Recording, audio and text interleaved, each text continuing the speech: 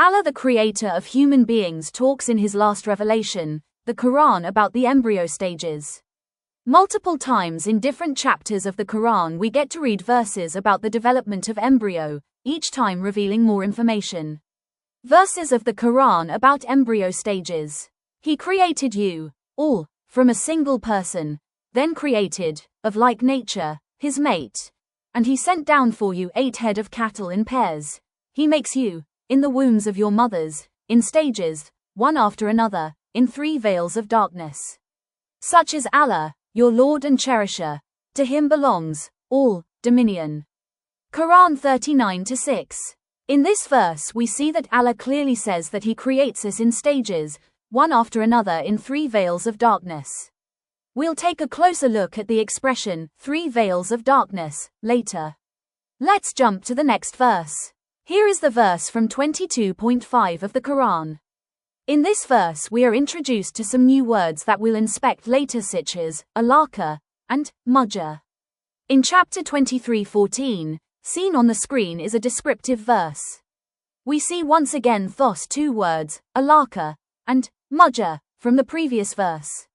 Now let's summarize all the information in order to have an overview. Quran. Looking at chapter 39-6 on the screen, and chapter 22-5, as well as 23:14 of the Quran on the screen. The commentary on Quran 39-6. Created in stages, one after another. In chapter 39, verse 6, Allah revealed that the development of the embryo happens in stages one after another. Today in our modern world, this is a widely common way to teach the embryo development in schools and universities. One of the most common ways of classifying pregnancy is classifying it in 3 stages. The germinal stage, embryonic stage, and finally the fetal stage.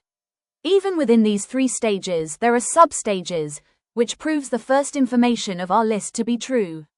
In 3 veils of darkness, this piece of information could be referring to 2 scientific facts. First one being the 3 main stages that was mentioned above. The germinal stage, embryonic stage, and the fetal stage. The second one is more interesting. It could refer to the 3 veils of darkness, which is describing the physical space that the embryo is located in. These 3 veils are the abdominal wall, the uterine wall, and finally the amniotic sac. These 3 anatomical layers protect the embryo from external injury and keep it in optimal temperature inside the mother's womb. Either way, the Quran has got it right. Commentary on Quran 22-5. Created out of dust. This is a clear indication to the creation of Adam, as then out of sperm. Very well known fact. No further commentary necessary. Then out of alaqah. Arabic words are derived from so-called root words. For example, the word alaqah is derived from the root word alaqah, which means to cling or to suspend. The specific derivation, alaqah, is used in the Quran, and it has a dual meaning. It can mean either a clump, clot of blood, or leech. So we end up with 3 possible translations for alaqah: suspended, blood clot, and leech. At first sight, there is no apparent commonalities between these 3 translations, but in our case all of these 3 words are accurate in describing the outer appearance of the early embryo. Let's see how that's possible. Blood clot. During the 21st or 22nd day of development, the embryo's heart connects with its blood vessels and forms the cardiovascular system. The heart begins to beat and circulate blood for the first time. This resembles a blood clot. Suspended. The connecting stalk, or body stalk, also known as the allantoic stalk, is a yolk sac diverticulum that by the 3rd week of development connects the embryo to its shell of trophoblasts. As a result, the embryo clings to the shell of the trophoblast. Leech. Comparing the embryo at its 25th day of development, which cannot be seen with the naked eye without a microscope, one could see the resemblance to a leech. Here is what Professor Dale Lehman says. As you can see, whatever translation we choose for alaqah, the Quran manages to stay true to modern science.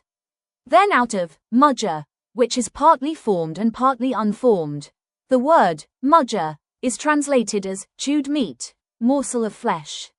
The embryo at the end of its 4th week of development start to grow little arms and legs, arm buds and leg buds. Read what Professor Keith L. Moore says about this verse.